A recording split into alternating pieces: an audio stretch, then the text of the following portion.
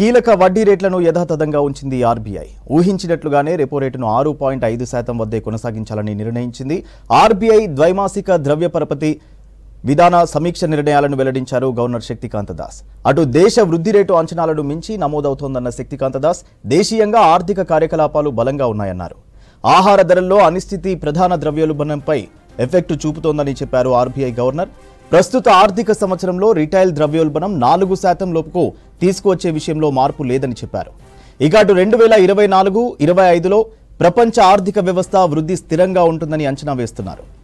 On 1st April this year, over the years, the Reserve Bank has established itself as a credible institution which stands for stability, trust and economic progress. In recent years, it has become a pioneer in fostering innovation and technology in the financial system. Customer centricity and financial inclusion have always been its priorities.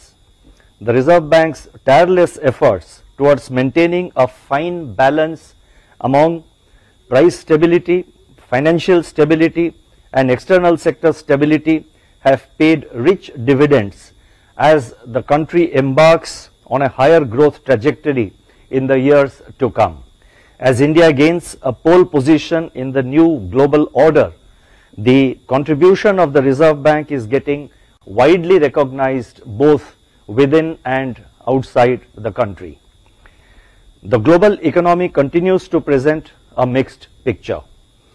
On the one hand, the odds of soft landing have increased, with inflation moving closer to the target and growth holding up better than expected in major advanced and emerging market economies.